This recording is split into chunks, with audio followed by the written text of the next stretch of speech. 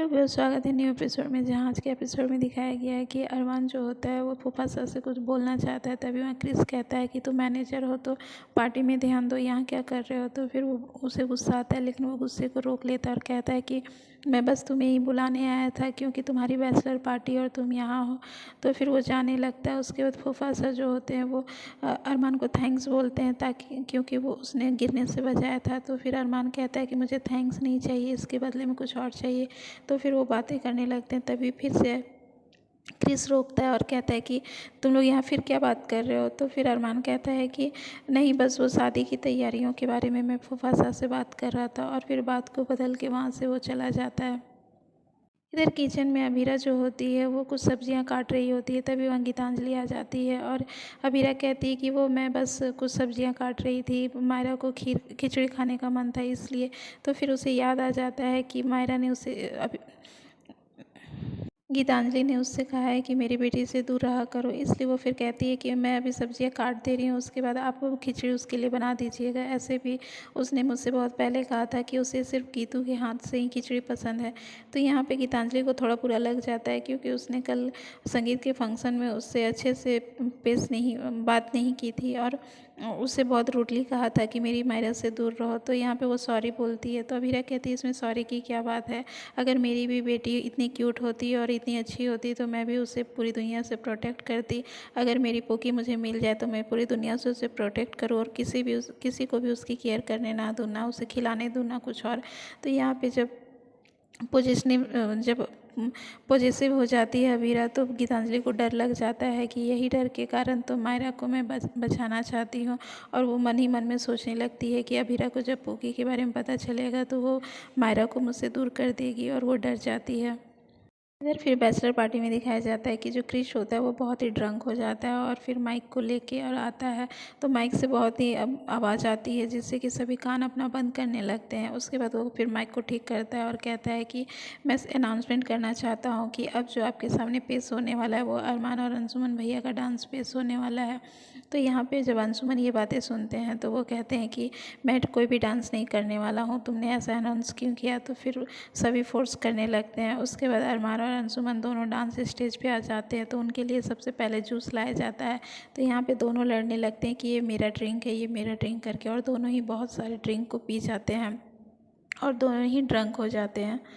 इधर घर में जो क्यारा होती है वो कहती है कि भाभी आप परेशान क्यों हो, और घर पे कोई भी मेल क्यों नहीं दिख रहा है, ना ही क्रिश भैया दिख रहे हैं, ना ही अंशुमन, कोई भी नहीं दिख रहा है, अरमान भी नहीं है, सब कहाँ गए हैं। और तानिया तो बहुत परेशान है, तब से वो अंशुमन को खोज रही है, क्रिश को खोज रही है। मुझे समझ नहीं आ रहा है कि मैं उसे क्या जवाब दूँ। अब यहाँ बीरा भी सोचने लगती है कि सब कहाँ गए हैं, तो वो फिर ढूंढने के लिए निकल जाती है। और इधर जो अंशुमन और अरमान होते हैं दोनों इतने ड्रंक हो जाते हैं कि फिर वो दोनों और भी जूस पीने लगते हैं और और फिर वहाँ पे दोनों ही अपनी दिखाने लगते हैं। तो फिर यहाँ पे अंशुमन जो क्रिश होता है वो भी कहता है कि अब देखना है कि इसमें कितना है दम, और उन्हें और एक्साइटमेंट कर देता है, जिससे कि दोनों ही और बहुत ज़्यादा पीने लगते हैं। इधर अबीरा जो होती है वो ऑटो लेके निकल जाती है, क्योंकि उसे पता चल जाता है कि क्रिश और फूफा सर दोनों पोदार हाउस आए थे और शायद अरमान भी आए थे, तो अंशुमन भी पीछे आया होगा। इसलिए वो पता करने के बाद पोदार हाउस आ जाती है कि मैं देखती हूँ, अच्छा पता लगाती हूँ कि क्या हुआ है। इसलिए फ़ोन पे कियारा को बता देती है कि मैं यहाँ पे आई हूँ पता लगाने के लिए कि सब कहाँ गए हैं और क्या कर रहे हैं। तो तभी फिर वो वहाँ रुकती है और ऑटो वाला उसे गिराने वाला होता है, तो वो ऑटो वाला को डांटने लगती है। तभी वहाँ फिर देखती है कि सामने में अरमान आता है। अब अरमान बहुत ही ड्रंक हुआ होता है, तो फिर वो उसके सामने आ जाता है, जिससे अबीरा कहती है कि भैया रुकिए, मैं आपके साथ जाने वाली हूँ। तो फिर अरमान उसे रोक लेता है और कहता है कहाँ जा रही हो। तो अरमान कहता है कि जो अबीरा होती है वो बोलती है कि तुम बहुत नशे में हो। तो अरमान कहता है मैं नशा में ही रहना चाहता हूँ, मैं तुम्हें चाहता हूँ। और वो फिर से उससे प्यार भरी बातें करने लगता है, उसे फिर प्रपोज करता है कि मैं तुमसे बहुत प्यार करता हूँ, आई लव यू। तो यहाँ पे अबीरा जाने लगती है। तो फिर से वो कहता है झल्ली कहाँ जा रही हो मेरी झल्ली। तो यहाँ पे अबीरा को अच्छा लगता है कि फिर से अरमान पुराने जैसा उसे झल्ली कह के बुला रहा है। लेकिन तभी जब वो आई लव यू बोलता है, उसके बाद ये बोलने वाली होती है, तो फिर अंशुमन आवाज़ लगाता है कि अबीरा अब इधर अंशुमन भी बहुत ड्रंक होता है, दोनों सामने होते हैं। फिर वो अंशुमन को देखती है तो अंशुमन उससे प्रपोज़ कर देता है कि आई लव यू अभीरा, और उसके बाहों में गिर जाता है, जिससे कि अरमान को बहुत बुरा लगता है और वो वहाँ से उठ के चला जाता है। अब अभीरा उसको संभालती है, तभी पीछे मुड़ के देखती है कि कहीं अरमान है, तो अरमान वहाँ उसे नहीं दिखाई देता है। अब फिर अभीरा डर जाती है कि ये मेरा सपना था कि सच था। और इधर जो अरमान होता है, जब देख लेता है कि अंशुमन उसे प्रपोज़ कर रहा है, तो उसे याद आ जाता है कि अंशुमन और अभीरा की इंगेजमेंट हो गई है और अंशुमन ने ऐलान किया है कि वो इंगेज हैं। तो उसे बुरा लग जाता है, इसलिए वो उठ के वहाँ से चला जाता है। और फिर अभीरा को बहुत प्यार से अंशुमन बातें करने लगता है, तो वो बहुत ही पिया होता है, इसलिए अभीरा उसे ऑटो में बैठाती है और उसके बाद ऑटो वाले को कहती है कि चलिए। तो फिर ऑटो में बैठने के बाद भी जो अंशुमन होता है उसे बार बार प्रपोज़ करता है और कहता है कि मैं तुम्हें बहुत प्यार करता हूँ, तुम करती हो ना। कहते हैं लोग कि जब कोई नशे में होता है तो अपनी दिल की बात बोलता है, और मैं नशे में भी हूँ और नहीं भी रहने से भी मैं तुम्हें बहुत प्यार करता हूँ। और वो बार बार उसे प्रपोज़ करता है और उससे पूछता है क्या तुम भी मुझे करती हो, बोलो ना। तो फिर वो कुछ भी नहीं बोलती है और उसे अभीरा के ख्यालों में बार बार अरमान की बातों का याद आता है कि उसने उसे प्रपोज़ किया, वो कैसे प्रपोज़ किया। और यहाँ पे अभीरा जब पीछे मुड़ के देखती है तो उसे लगता है कि सपना है, तो वहाँ पे सामने उसे फिर गीतांजलि का दिया हुआ एंगेजमेंट रिंग मिल जाता है, जिससे वो कंफर्म हो जाती है कि ये मेरा धोखा नहीं था, ये अंशुमन ही यहाँ था, इस अरमान ही यहाँ था। इसलिए वो फिर कंफर्म हो जाती है कि अरमान ने उसे प्रपोज़ किया था। उसके बाद वो ऑटो में जब अंशुमन बार बार उसे कहता है कि मैं तुम्हें थोड़ा सा भी पसंद नहीं हूँ, और वो बहुत उसके ऊपर गिरने लगता है और पूछते रहता है, तो फिर अभीरा बोलना चाहती है, लेकिन तब तक फिर अंशुमन बहुत ही पिया होता है, इसलिए वो सो जाता है। और यहाँ पे अभीरा बस अरमान के ख्यालों में होती है। फिर अरमान के फ़ोन में गीतांजलि का बार बार फ़ोन होता है, तो फिर वो डर जाता है और फिर उसका नशा टूट जाता है और वो कहने लगता है ये मैंने क्या किया, अभीरा को मैंने फिर से प्रपोज़ किया 7 साल पहले जिस नरक में मैं अभीरा को छोड़ के आया हूँ, तो फिर मैं उसी नरक में क्यों ढकेलने जा रहा हूँ, मैं ये क्या कर रहा हूँ, मुझे कुछ समझ में नहीं आ रहा है। जब मैं अभीरा को मायरा का सच बता नहीं सकता, अभीरा से अपनी चीज़ें नहीं बता सकता, उसे खुश नहीं रख सकता, तो फिर मैं ये सब क्यों कर रहा, क्यों किसी को तकलीफ़ दे रहा हूँ, किसी की फीलिंग के साथ खेल रहा हूँ।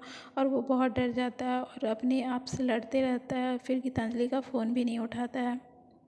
इधर अभीरा के दिमाग में भी यही सब बात चलता है कि आखिर अरमान ने उसे प्रपोज़ क्यों किया, और वो अंगूठी देखे तो और वो कंफर्म होती है। तभी वहाँ पीछे से आवाज़ आता है मायरा का, और मायरा कहती है कि आंटी आपने क्या मेरे पापा को देखा है। तो फिर वहाँ पे जब पीछे मुड़ती है तो गीतांजलि और मायरा दोनों खड़े होते हैं। मायरा कहती है क्यूट आंटी क्या आपने मेरे पापा को देखा है, वो कब से नहीं मिल रहे और कोई भी घर पे नहीं है। तो फिर वो कहती है मैंने भी नहीं देखा। अब यहाँ गीतांजलि कहती है कि तब से ये परेशान है, मैं कह रही हूँ आपने क्या देखा है अरमान को। तो वो बोलती है नहीं मैंने किसी को नहीं देखा है, मैं भी सबको ढूंढ रही थी। तो फिर मायरा कहती है कि मुझे अब नहीं सोना है जब तक पापा नहीं आएंगे। तो गीतांजलि उसे प्रॉमिस करती है कि कहानी कल सुन लेना पापा से, आज सो जाओ, चलो मैं तुम्हें सुना देती हूँ। तो फिर वो प्रॉमिस करवा के उसके बाद मायरा को अंदर भेज देती है। फिर यहाँ पे अभीरा अंदर जाने लगती है तो गीतांजलि उसे रोकती है कि आप क्या छुपा रहे हैं। तो फिर अभीरा कहती कुछ भी तो नहीं। तो फिर वो कहती है कि आप अंशुमन को लेके आए हैं, तो सभी शायद पोदार हाउस ही गए थे, तो फिर वहाँ तो क्रिश और फूफा सारमान सभी गए थे, तो फिर आपको कैसे नहीं पता है।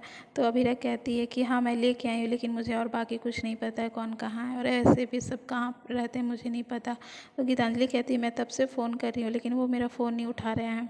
तो अभीरा को गुस्सा आ जाता है, वो कहती है कि अरमान मेरा भी फ़ोन नहीं उठा रहा है, ऐसा वो क्यों कर रहा है, सबकी फीलिंग के साथ खेल रहा है। वो कहता है कि मुझे कुछ समझ में नहीं आ रहा है कि मैं क्या कर रहा हूँ, मैं खुद को नहीं पहचान पा रहा हूँ। अब इस तरह से वो बोलती है तो गीतांजलि टेंशन में आ जाती है, और फिर अभीरा गुस्से में आके अंदर अपने कमरे में आ जाती है और फिर कहने लगती है कि आखिर अरमान ने ऐसा क्यों किया, जब वो मुझसे प्यार करता है तो फिर मुझे अंशुमन से शादी करने के लिए फ़ोर्स क्यों कर रहा है। और वो बार बार रिंग को देखती है और गुस्सा होती है, फिर रिंग को रख देती है और कहने लगती है नहीं अभीरा अब तुझे बैक नहीं करना है, अब तू आगे बढ़ेगी, तू उसके ख्यालों में नहीं घूमेगी, क्योंकि उसने तुम्हें खुद कहा है कि वो तुम्हें नहीं पसंद करता, वो मूव ऑन करने के लिए कह चुका है, तो फिर तुम उसके बारे में क्यों सोच रही है। तुम्हारी कल संगीत है ना, तो उसकी तैयारी कर, अब तो अंशुमन के नाम की हो गई है। अब वो बहुत सोचने लगती है जिससे उसका सर फटने लगता है। उसके बाद सामने देखती है कि संगीत का ड्रेस होता है, तो अपने आप से कहती है कि अब बस तू इतना ही सोचेगी और आगे बढ़ेगी, अब तू ये ड्रेस उठा और अपने मैचिंग पे ध्यान दे कि तुझे कल कैसा दिखना है, क्या करना है, ज्वेलरी साथ मैच कर। और वो फिर आईने पास चली जाती है और मैचिंग करने लगती है।